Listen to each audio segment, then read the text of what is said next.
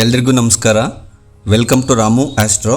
ವೀಕ್ಷಕರೇ, ಪ್ರೀತಿ ಅಂತ ಬಂದಾಗ ಅತ್ಯಂತ ಪ್ರಾಮಾಣಿಕ ಹಾಗೂ ತನ್ನ ಸಂಗಾತಿ ಎಂಥದೇ ಪರಿಸ್ಥಿತಿಯಲ್ಲಿದ್ದರೂ ಕೂಡ ಸದಾ ಬೆಂಬಲವಾಗಿ ನಿಲ್ಲುವಂಥ ಕನ್ಯಾ ರಾಶಿಯವರ ಲವ್ ಲೈಫ್ ಹೇಗಿರುತ್ತೆ ಅಂತ ನೋಡೋಣ.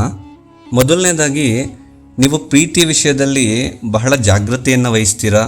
ನಿಮ್ಮ ವರ್ತನೆ ಕೂಡ ಜಾಗರೂಕತೆಯಿಂದ ಕೂಡಿರುತ್ತೆ. ಇಷ್ಟ ಆಯಿತು ಅಂದ ತಕ್ಷಣ ಒಪ್ಕೊಬಿಡಲ್ಲ. ನೀವು ಮೊದಲು ಅಬ್ಸರ್ವ್ ಮಾಡ್ತೀರಾ, ಆನಂತರ ನಿರ್ಧಾರ ತಗೋತೀರಾ. ವ್ಯಕ್ತಿಯ ಸ್ವಭಾವ ಹೇಗಿದೆ, ಅವನ ಮಾತಿನಲ್ಲಿ ನಂಬಿಕೆ ಇಡ್ಬೋದಾ, ಅವನ ನಡೆ ನುಡಿ ಹೇಗಿದೆ, ಭವಿಷ್ಯದಲ್ಲಿ ನನಗೆ ಹೊಂದಾಣಿಕೆ ಆಗ್ತಾನ ಅಂತೆಲ್ಲ ಅನಲೈಸ್ ಮಾಡಿ ಅರ್ಥ ಮಾಡಿಕೊಂಡು ಆನಂತರ ನಿಮ್ಮ ಹೃದಯವನ್ನು ತೆರೀತೀರಾ. ಈ ಕಾರಣದಿಂದಾಗಿ ಪ್ರೀತಿ ನಿಧಾನವಾಗಿ ಆರಂಭ ಆಗ್ಬೋದು. ಆದರೆ ಒಂದು ಸಾರಿ ಪ್ರೀತಿ ಮಾಡಿದರೆ ನಿಮ್ಮ ಪ್ರೀತಿ ಗಂಭೀರವಾಗಿರುತ್ತೆ, ಟ್ರೂ ಲವ್ ಆಗಿರುತ್ತೆ ಹಾಗೂ ದೀರ್ಘಕಾಲದ ಪ್ರೀತಿಯಾಗಿರುತ್ತೆ. ಎರಡನೇದಾಗಿ, ನೀವು ಬಹಳ ಅಚ್ಚುಕಟ್ಟಾದ ಪ್ರೇಮಿಗಳಾಗಿರ್ತೀರ. ನಿಮ್ಮ ಪರ್ಫೆಕ್ಷನಿಸ್ಟ್ ಮೆಂಟಾಲಿಟಿ ನಿಮ್ಮ ಪ್ರೀತಿಯಲ್ಲೂ ಕೂಡ ನೋಡ್ಬೋದು. ನಿಮಗೆ ಸಂಬಂಧಗಳಲ್ಲಿ ಕ್ಲಾರಿಟಿ ಇರಬೇಕು, ಕನ್ಫ್ಯೂಷನ್ ಇರಬಾರ್ದು. ನೀವು ಸ್ಪಷ್ಟವಾಗಿ ಓಪನ್ ಆಗಿ ಮಾತಾಡೋಕ್ಕೆ ಇಷ್ಟಪಡ್ತೀರಾ. ಸಣ್ಣ ವಿಷಯಕ್ಕೂ ಕೂಡ ಇಂಪಾರ್ಟೆನ್ಸ್ ಕೊಡ್ತೀರಾ. ನಿಮ್ಮ ಪಾರ್ಟ್ನರ್ನ ಮಾತು, ಅವರ ಡೈಲಿ ಹ್ಯಾಬಿಟ್ಟು, ಅವರ ಮನಸ್ಥಿತಿ ಎಲ್ಲವನ್ನ ಸೂಕ್ಷ್ಮವಾಗಿ ಗಮನಿಸ್ತೀರಾ. ನಿಮಗೆ ರಿಲೇಷನ್ಶಿಪ್ಪಲ್ಲಿ ಜಗಳ, ಕೂಗಾಟ ಇದೆಲ್ಲ ಇಷ್ಟ ಆಗಲ್ಲ. ಮೆಚುರಿಟಿಯಿಂದ ಕೂಡಿರೋ ಬ್ಯಾಲೆನ್ಸ್ಡ್ ಲವನ್ನು ಬಯಸ್ತೀರಾ. ನೀವು ನಿಮ್ಮ ಪ್ರೀತಿನ ಬಾಯಲ್ಲಿ ಹೇಳೋಕ್ಕಿಂತ ಆ್ಯಕ್ಷನ್ಸ್ ಮೂಲಕ ಅದನ್ನು ಪ್ರೂವ್ ಮಾಡಿ ತೋರಿಸ್ತೀರಾ. Action speaks louder than words ಅಂತಾರಲ್ಲ, ಈ ಮಾತು ನಿಮಗೆ ಸರಿ ಹೊಂದುತ್ತೆ. ನಿಮ್ಮ ಪಾರ್ಟ್ನರ್ ಡಿಸಿಪ್ಲಿನಿಂದ ಕೂಡಿರಬೇಕು ಅಂತ ಬಯಸ್ತೀರಾ. ಸಮಯ ಪ್ರಜ್ಞೆ ಹಾಗೂ ಗೌರವದಿಂದ ವರ್ತಿಸುವಂಥ ಸಂಗಾತಿಯನ್ನು ಇಷ್ಟಪಡ್ತೀರಾ. ನೀವು ಕನ್ಯಾ ರಾಶಿಯವರು ಆಡಂಬರದ ಪ್ರೀತಿ ಮಾಡೋದಿಲ್ಲ.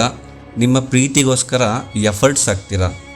ಮೂರನೇದಾಗಿ, ನೀವು ಎಮೋಷನಲಿ ಸೆನ್ಸಿಟಿವ್ ಆಗಿರ್ತೀರ. ನೀವು ಹೊರಗಡೆಯಿಂದ ಕಾಮ ಕಾಣಿಸಿದ್ರೂ ಒಳಗಿನಿಂದ ಭಾವನಾತ್ಮಕವಾಗಿ ಬಹಳ ಸೂಕ್ಷ್ಮ ವ್ಯಕ್ತಿಗಳಾಗಿರ್ತೀರ. ನೀವು ಎಮೋಷನಲಿ ಸೆನ್ಸಿಟಿವ್ ಆಗಿರೋದ್ರಿಂದ ತುಂಬ ಆಳವಾಗಿ ಪ್ರೀತಿ ಮಾಡ್ತೀರಾ. ನೀವು ಯಾರನ್ನಾದರೂ ಪ್ರೀತಿ ಮಾಡಿದರೆ ಜಸ್ಟ್ ಕ್ಯಾಶುಯಲ್ ಆಗಿ ಲವ್ ಮಾಡಲ್ಲ, ಎಮೋಷನಲಿ ತುಂಬ ಫೀಲ್ ಮಾಡಿಕೊಂಡು ಲವ್ ಮಾಡ್ತೀರಾ. ಫೀಲಿಂಗ್ಸ್ ಜೊತೆ ಅಟ್ಯಾಚ್ ಆಗಿರ್ತೀರ. ನಿಮ್ಮ ಪಾರ್ಟ್ನರ್ನ ಮಾತು, ನಡವಳಿಕೆ ನಿಮ್ಮ ಭಾವನೆಗಳ ಮೇಲೆ ತುಂಬ ಇಂಪ್ಯಾಕ್ಟ್ ಮಾಡುತ್ತೆ. ನಿಮ್ಮ ಹಾರ್ಟ್ ಸಾಫ್ಟ್ ಆಗಿರೋದ್ರಿಂದ ಚಿಕ್ಕ ಮಾತಿನಿಂದ ಕೂಡ ನಿಮ್ಮ ಭಾವನೆಗಳಿಗೆ ಹರ್ಟ್ ಆಗುತ್ತೆ. ನಿಮ್ಮ ಪಾರ್ಟ್ನರ್ ನಿಮ್ಮ ಜೊತೆ ಕೂಗಾಡಿದರೆ, ಜೋರಾದ ಧ್ವನಿಯಲ್ಲಿ ಮಾತಾಡಿದರೆ ಅಥವಾ ಆ್ಯಟಿಟ್ಯೂಡ್ ತೋರಿಸಿದರೆ ಹರ್ಟ್ ಆಗುತ್ತೆ ನಿಮಗೆ. ನೀವು ನಿಮ್ಮ ಫೀಲಿಂಗ್ಸ್ನ ಈಸಿಯಾಗಿ ಎಕ್ಸ್ಪ್ರೆಸ್ ಮಾಡೋದಿಲ್ಲ. ನಿಮ್ಮ ಮನಸ್ಸಲ್ಲಿ ತುಂಬ ಭಾವನೆಗಳಿದ್ರೂ ನೇರವಾಗಿ ಹೇಳೋಕ್ಕೆ ಹಿಂಜರಿತೀರ.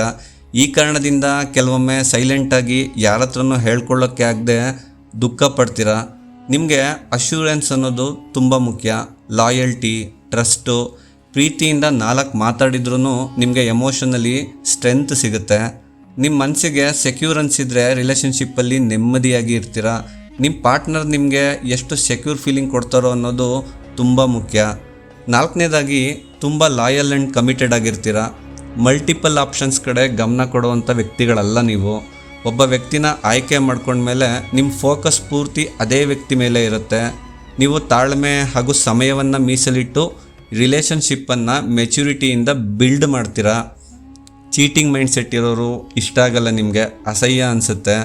ನೀವು ಲಾಯಲ್ ಆಗಿರ್ತೀರ, ಹಾಗೆ ಪಾರ್ಟ್ನರಿಂದನೂ ಲಾಯಲ್ಟಿ ಹಾಗೂ ಹಾನೆಸ್ಟಿಯನ್ನು ಬಯಸ್ತೀರ. ಕಷ್ಟದ ಸಮಯದಲ್ಲಿ ಕೈ ಬಿಡೋದಿಲ್ಲ ನೀವು, ಅಷ್ಟು ಸುಲಭವಾಗಿ ಬಿಟ್ಕೊಡಲ್ಲ. ನೀವು ಪ್ರಾಬ್ಲಮ್ಸ್ನ ಸಾಲ್ವ್ ಮಾಡೋಕ್ಕೆ ಪ್ರಯತ್ನ ಪಡ್ತೀರಾ. ಬೇಸಿಕಲಿ ಕನ್ಯಾ ರಾಶಿಯವರು ಪ್ರಾಬ್ಲಮ್ ಸಾಲ್ವರ್ಸ್ ಆಗಿರ್ತೀರ. ನೀವು ಲವ್ವನ್ನು ಟೆಂಪ್ರವರಿ ಫೀಲಿಂಗ್ ಥರ ನೋಡೋದಿಲ್ಲ. ನಿಮ್ಮ ಫ್ಯೂಚರಲ್ಲಿ ಕೂಡ ಪ್ರೀತಿ ಇರಬೇಕು ಅಂತ ಬಯಸ್ತೀರ. ನಿಮ್ಮನ್ನು ಪ್ರೀತಿ ಮಾಡಿದವರಿಗೆ ಮನಸ್ಸಿಗೆ ಸ್ಟೆಬಿಲಿಟಿ ಹಾಗೆ ಜೀವನಕ್ಕೆ ಸೆಕ್ಯೂರ್ ಫೀಲಿಂಗ್ ಅಂತೂ ಸಿಕ್ಕೇ ಸಿಗುತ್ತೆ. 5ನೇದಾಗಿ, ನೀವು ಲವ್ವಲ್ಲಿ ಪ್ರಾಕ್ಟಿಕಲಾಗಿ ಥಿಂಕ್ ಮಾಡ್ತೀರಾ.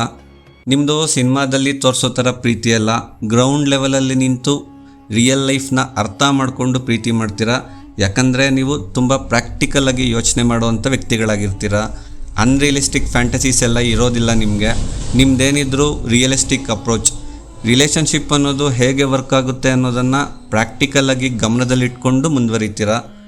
ಮಾತಿಗಿಂತ ಕೆಲಸಕ್ಕೆ ಹೆಚ್ಚು ಪ್ರಾಮುಖ್ಯತೆ ಕೊಡ್ತೀರಾ. ಬಾಯಿ ಮಾತಲ್ಲಿ ಲವ್ ಯು ಅಂತ ಹೇಳೋ ಬದಲು ಅದನ್ನು ನಿಮ್ಮ ಕೆಲಸಗಳ ಮೂಲಕ ಮಾಡಿ ತೋರಿಸ್ತೀರಾ. ನಿಮ್ಮ ಪಾರ್ಟ್ನರ್ಗೆ ಡೇ ಟು ಡೇ ಲೈಫಲ್ಲಿ ಹೆಲ್ಪ್ ಮಾಡ್ತೀರಾ. ಅವ್ರ ಪ್ರಾಬ್ಲಮ್ಗೆ ಪ್ರಾಕ್ಟಿಕಲ್ ಸೊಲ್ಯೂಷನ್ ಕೊಡ್ತೀರಾ. ನಿಮ್ಮ ಸಂಗಾತಿಯ ಜವಾಬ್ದಾರಿಗಳನ್ನು ನಿರ್ವಹಣೆ ಮಾಡೋದ್ರಲ್ಲೂ ಕೂಡ ಸಹಾಯ ಮಾಡ್ತೀರಾ. ನಿಮ್ಮ ಸಂಬಂಧಗಳಲ್ಲಿ ತೊಂದರೆ ಬಂದರೆ ಸಮಸ್ಯೆಗಳನ್ನು ಹೇಗೆ ಸಾಲ್ವ್ ಮಾಡಬೇಕು ಅನ್ನೋದರ ಕಡೆ ಗಮನ ಹರಿಸ್ತೀರಾ. ಸುಖ ಸುಮ್ಮನೆ ಎಲ್ಲ ಕೂಗಾಡೋದಿಲ್ಲ ನೀವು. ಒಂದೇ ಮಾತಲ್ಲಿ ಹೇಳಬೇಕು ಅಂದರೆ ನಿಮ್ಮ ಜಾತಕ ಚೆನ್ನಾಗಿದ್ದರೆ ನಿಮ್ಮ ಸಂಬಂಧಗಳಲ್ಲಿ ಏನೇ ತೊಂದರೆ ಬಂದರೂ ಅದನ್ನು ಸಾಲ್ವ್ ಮಾಡಿಕೊಂಡು ಮುಂದೆ ಸಾಗ್ತೀರಾ. ಒಂದು ವೇಳೆ ನಿಮ್ಮ ಜಾತಕದಲ್ಲಿ 7ನೇ ಮನೆ ಗುರುಗ್ರಹ ಅಥವಾ ಬುಧಗ್ರಹ ಚೆನ್ನಾಗಿಲ್ಲ ಅಂದರೆ ಸಮಸ್ಯೆಗಳ ಸುಳಿಯಿಂದ ಹೊರಗಡೆ ಬರೋಕ್ಕಾಗದೆ ಒದ್ದಾಡ್ತೀರಾ. ಇವತ್ತಿನ ವಿಡಿಯೋ ಇಲ್ಲಿಗೆ ಮುಗಿಸ್ತಾ ಇದ್ದೀನಿ. ಮುಂದಿನ ವಿಡಿಯೋದಲ್ಲಿ ಮತ್ತೆ ಸಿಗೋಣ. ಎಲ್ರಿಗೂ ಒಳ್ಳೆಯದಾಗಲಿ. Thank you.